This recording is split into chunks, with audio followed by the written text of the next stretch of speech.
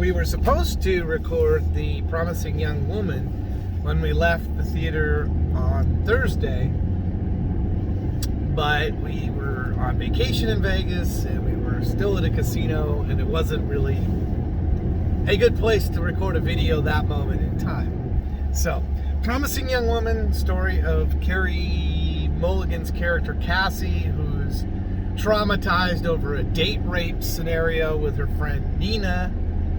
She's on a revenge mission. I think that sort of covers the basis of the movie. I thought it was real creative. I mean, the Bill Cosby Me Too era, you know, all these women that have had situations happen to them, and people, whether they believed in them or not believed in them. And then it turns out that these people have done these terrible things. So there's some real evil men in the world for how they treat women. This was, I thought, a creative way for a woman to get revenge, essentially, because it isn't quite like you would expect. So, but you just really didn't care for it. So what were your we don't normally have huge differing views, but I thought it was 4-star out of 5-star movie, and you gave it 2 out of 5 star.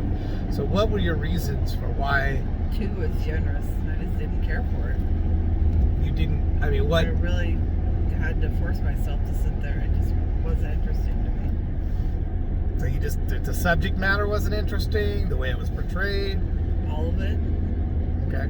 Just didn't. Wasn't a story you were that interested in? No. I saw the previews. I wasn't that interested. Man, I thought you'd really dig that movie. I figured that it seemed to me like it was a movie that was kind of geared for women to enjoy.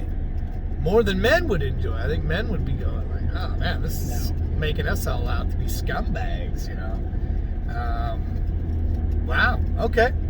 So this is one of those, I mean, if you go back through all our reviews, we generally feel the same. She might be a little bit higher than me on some movies.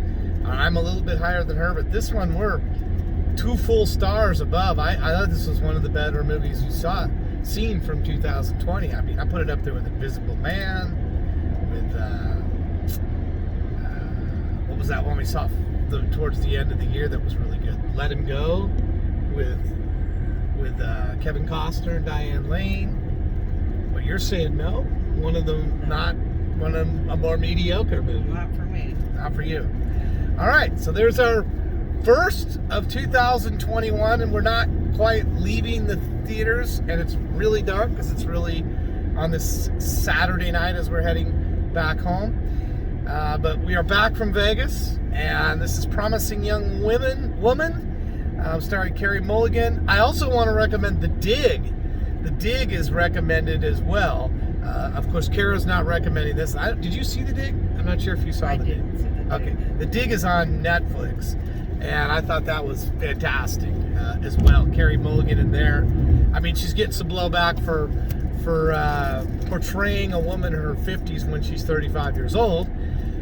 They felt like there's plenty of women actresses in her 50s that they could have chosen from. But anyway, she made me believe she was in her late 40s or 50s, which the character in that movie is. So anyway, so 2 good movies for me for Carey Mulligan. This one, Promising Young Woman, which I'm recommending, and The Dig, which I also would I think I gave that 4 stars too, but maybe it's 3.5. It's close. 4 stars, a new recommended quotient for us. So check out Promising Young Woman. My review is recommended. Kara, not recommended. So if you'd rather go by what she says, then yeah, you all want to avoid this.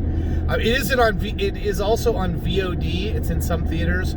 Our theaters just opened up on Friday in our area, so we're going to be going into movie theaters again very regularly. In fact, tomorrow I'm planning on going to my first movie in Washington State in 2021, because now, like I said, theaters just got reopened. So have more movies beyond. All right? Thank you for watching. Check the subscription if you enjoy our videos. Just left the theater. No spoiler reviews. That's what we promise. Thank you for watching. Bye-bye.